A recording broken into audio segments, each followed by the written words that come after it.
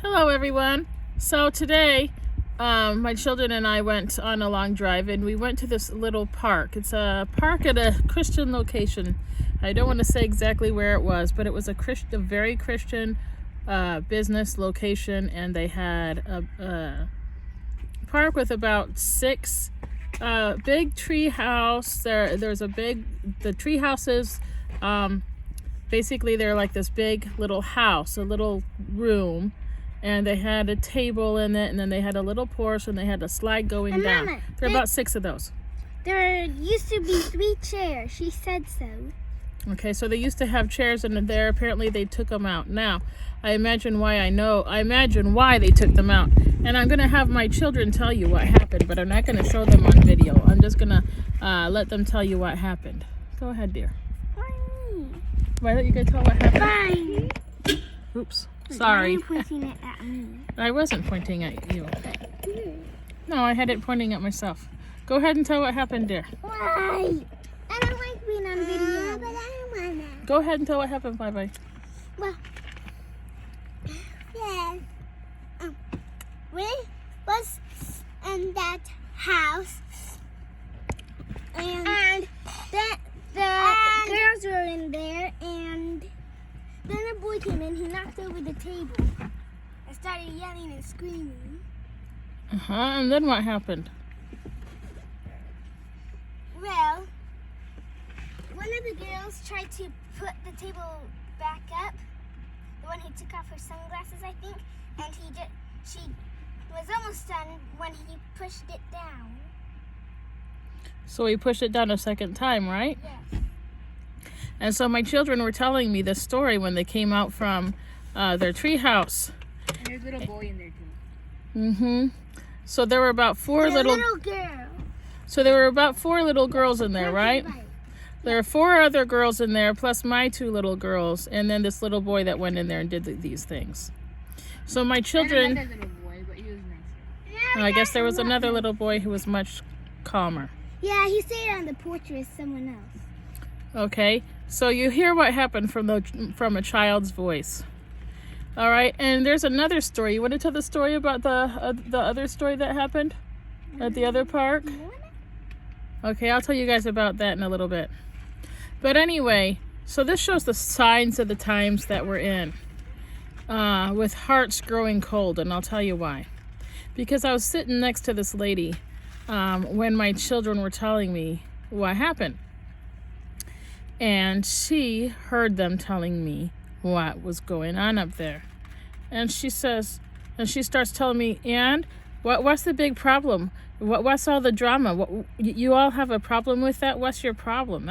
Why are you telling her all that?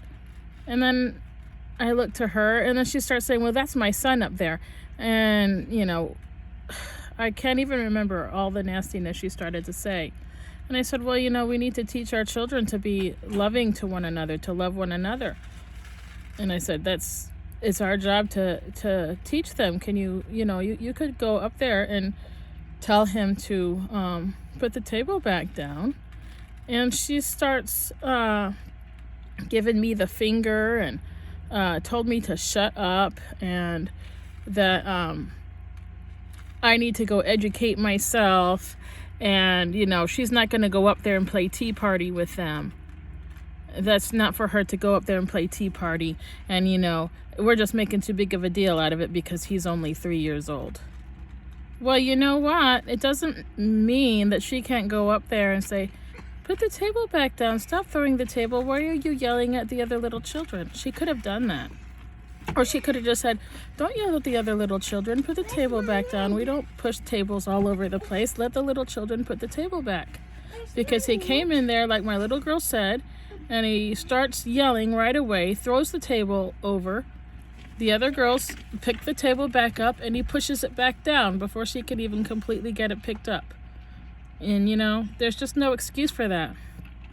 And then a few days ago, at a different park that was just a park, the first one I told you is a Christian organization, a Christian company, and, they have a really nice setup of very nice park setups. It's partly, I think, because they sell them, and, and it's to draw in business and all that stuff.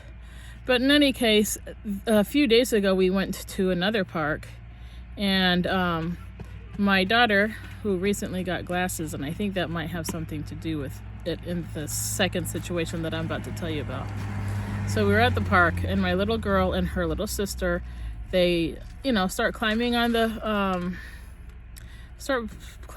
stuff up there, and there's a tunnel, and this little boy blocks the tunnel. And there were about 3 little boys, 2 Hispanics and a little black boy. My children are half Hispanic themselves. So I really think that it wasn't a race issue. I really think it was just maybe because either she's a girl and they're boys, and so they're just trying to bully girls, or because my little girl's wearing glasses and they thought it was a nerdy thing. Why I say that is because in the Hispanic population that I'm in, I often hear them, even my children's cousin was bullied in Mexico, and they broke his glasses because they have this thing, they just think that glasses are ugly. And other people that I know who have children who wear glasses, they tell me, oh, I don't know why she has to wear glasses, but they say they have to, and I really wish she wouldn't have to wear them. Other parents will be like, oh, just wear them a little while. You don't have to wear them all the time.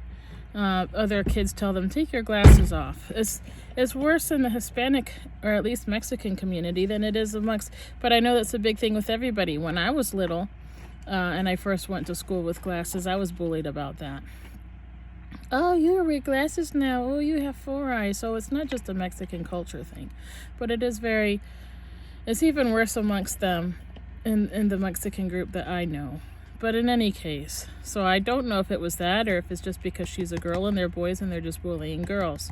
But they blocked the tunnel, so they wouldn't let them go through that.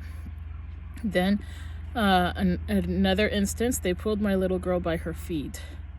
And then they pushed my little girl 3 times. And they pushed the other little girl too, my other little girl. And, I had to go and loudly ask whose parent belongs to this little boy in particular, because he's the one that was doing the bullying the most. And one says, oh, he's not mine. And so I'm like, well, whose boy is he? Who does he belong to? And I said, who does he belong to? Who is he with? And finally this father says, oh, they're mine, and he didn't speak English though, see. And so then I start speaking in Spanish because I'm bilingual. And I told him what happened, and he talked to his son. And then the son went back with the other 3, and the other 3 start making nasty faces towards my children. This is not okay behavior. And it's one thing for children to have their issues, or like the little 3-year-old, but why are they behaving this way? Why? Because the parents, there's got to be something going on at home.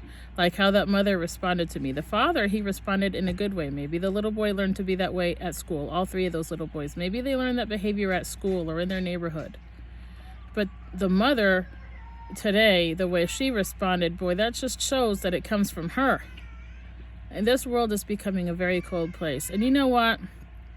When God does say to love one another, to love your neighbor as yourself. And your neighbor can be anyone. Because, the story of the Good Samaritan. That shows that your neighbor can be anyone. Person of another religion, another race, whatever. The same race, same religion. It doesn't matter. Anyway, and the other verses are, that God tells us that we are supposed to raise our children up in the way that they should go. And that we are to teach them in God's way so they do not depart from it. And we're supposed to teach them from the moment we get up to the moment we lay down. And so it's up to us to teach our children. So why this woman would tell me, To go educate yourself? Oh, she told me to go educate myself. If anybody needs to be educated, it was that woman. We are to teach our children right. When they're playing with each other, one does something wrong, we correct them. Just because they're 3 years old is no excuse for their behavior. It doesn't mean you just let them get away with being bullies. If they're bullies at 3 years old, they're going to be bullies at 30 years old if it doesn't get corrected somewhere along the line. Hopefully they'll grow out of it, but it doesn't mean they will if you don't ever correct them as a mother. And we have the children first. And of course, the fathers, they're in their lives. Of course, they can play a role. But you know what? Normally, it's the mothers who are with the children the most. And in this case, the mother was there. It could have been any parent. It could have been an uncle. It could have been whoever. Everybody, of course, plays a role in that. But they come from the mother, and we need to guide them. Just because, and this excuse too that the world's saying right now, oh, if a boy doesn't have his father, he's going to grow up to be this, that, and the other thing. He's so much more likely to be this, that, and the other. Not if the mother raises them right. Not if the mother raises them right.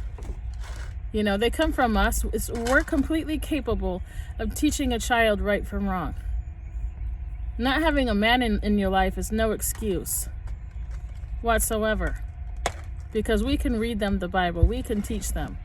You know, we don't have to baby them either when they hurt themselves. As long as they're not hurt badly. Like, say if they fall down, tell them to get back up again and they're all right. Don't make a big stink of it unless they actually hurt themselves. And even then, try not to baby them too much.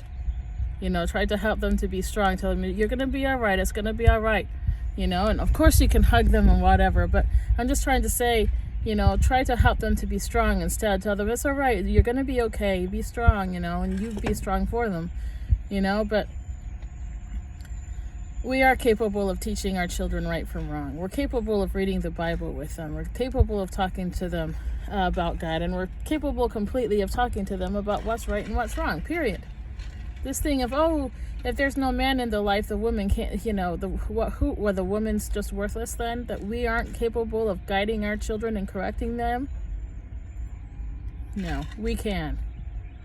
You know, there's many women in the world who've lost their husbands or their husbands have left them or the father has gone out of the picture or whatever it is. You know? It's great if there's a man in the family that can help guide the children. But you know what? In the scenario where God had said that Eve would, you know, have the pains of childbearing, and the man would have the pain, the sweat from his brow, you know, I understand that women work and all this stuff. I understand that. But women have the children first, and then they pass them on to the man or they go on and learn, whatever. But anyway, all I'm saying is that the woman is capable of teaching her child. That's all I'm saying. In any case, well, I just wanted to talk about that because I just want to say that there's no reason for someone to say that because their child is 3 years old that you can't correct them. And in the other instance, those children were between the ages of 6 and 8. Well, no, I would say they were between the ages of 7 and 9. And you know, the father in this case was there and he did talk to them. But you know what? Until I said something and he saw things, he saw a lot of how they were doing. He wasn't standing there to check on them to see, you know, that's another thing. They talk about us being helicopter parents. You have to be close enough to where your children can come to you if something's wrong. You also have to be close enough to see how your children behave with other children. So you can stop them from their bullying if they are indeed bullying. Because it could be that you think that your child's an angel and it turns out they're just not. Like this man, he must have thought that those children were just going to be behaving just fine. Because he was distanced far enough. He was on the seat benches just sitting there, not even really paying attention to what the kids were doing at all. Or maybe he did see and was just ignoring it until somebody called him on it. Or maybe he just didn't realize it and he was just sitting there and his mind was somewhere else because he wasn't on his phone. You know, but we do need to at least be paying enough attention to see what our children are doing. Don't, you know, chances are if you think that your child is a well-behaved, good child, chances are they are. But what if they're not? Like that man who certainly thought that his children were behaving fine. Didn't even realize that they weren't until someone called him on it. You know, and that's another thing. We need to be advocates for our children. So, you know, you take your children to a park, pay attention to what's going on. You know, because it could be that they're too timid to really to stand up for themselves. Like these boys bullying my little girl. They're bigger than her, you know, and they're boys. They're stronger than her. Well, that's all I got to say. But, you know, we are to guide our children. We are to talk to them from the moment they get up to the moment they go to sleep. We're to mention God throughout the day. We're supposed to mention the teachings throughout the day. Use lessons from the Bible, use, verses, just our knowledge of God, whatever. But in certain instances, in certain situations, we can mention God throughout the day. Another thing is just leading by example, guiding them, correcting their behavior. It has to start with the parents. We're the teachers first. We are their first teachers. And if we can't correct them, who else can? It has to start from when they're itty bitty. You can't just let them get away with bad behavior just because they're little. There's no excuse for that. So that's my little thing today. It's just, we have to teach our children. There's no excuse, period. You teach your children from right from wrong. You can correct them without being harsh on them. I'm not saying I wanted that little kid to be punished. I just wanted him to be told that it wasn't nice. Oh, and that's another thing. When she first responded is the moment she first opened her mouth is when I said, well, that wasn't nice. And she just blew up. So, we need to teach them from the moment they're little. We can't let them grow up to be bullies. And we need to teach our children, yes, that they can defend themselves, they can speak up for themselves. But we also need to be there to defend them too. Anyway, so that's my little spiel today. And I hope everybody out there is doing well. All right, bye-bye.